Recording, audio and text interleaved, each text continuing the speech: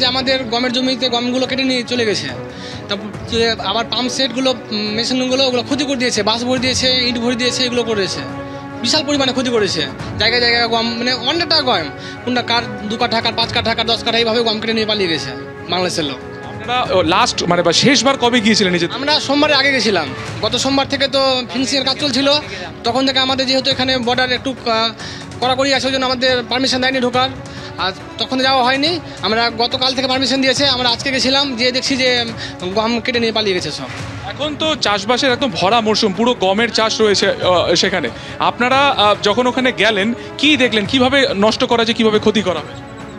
আমি গেছিলাম বীজ দিতে, দিয়ে দেখি যে জমিতে অনেকটা গম কেটে নিয়েছে। আমার মোটামুটি 4-5 কাঠা গম কেটেছে, পার্শ্বে আরও পার্শ্ববর্তী সব কৃষকদের গম কেটেছে।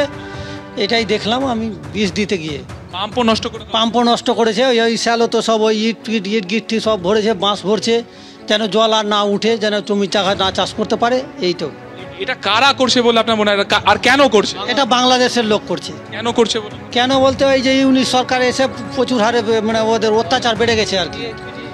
ফেন্সিং দেওয়াকে কেন্দ্র করে একটা ঝামেলা চলছিল, তার মধ্যে আপনাদের জমি ওখানে প্রায় সবার মেলালে প্রায় 1000 বিঘে জমি রয়েছে, চাষ এর মানে এরকম ভাবে নষ্ট করেছে, আপনার তো আর্থিকভাবে ক্ষতি হয়েছে। আর্থিকভাবে ক্ষতি হয়েছে। আমার আমার আমার 4 বিঘা বাগান ছিল, বাগানের ডাল পাত কেটে নিয়ে যে তার লাস্টের বেলা বাগানটা বিনা টাকায় বিক্রি করতে হলো।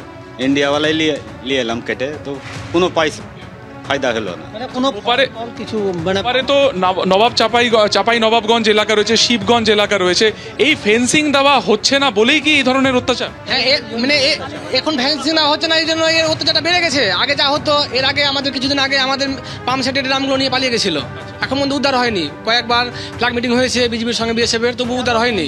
আর এখন অত্যাচারটা মানে কয়েক গুণ বেড়ে গেছে। আপনার কতটা জমির ওখানে 5-7 বিঘা আছে। আপনার? আমার 2 বিঘা আছে। আপনারও তো জমির ক্ষতি হয়েছে, আপনি তো আজকে গিয়েছিলেন, কি দেখলেন, কি পরিস্থিতি? আমি 2 দিন আগে যেটা গেছিলাম মানে স্প্রে করার জন্য, তো গন্ডগোল তো লেগেই আছে। আর কালকে আমি গেছিলাম স্প্রে করতে, স্প্রে করতে যেয়ে তো গম তো কেটে নিয়ে যাচ্ছে ওরা।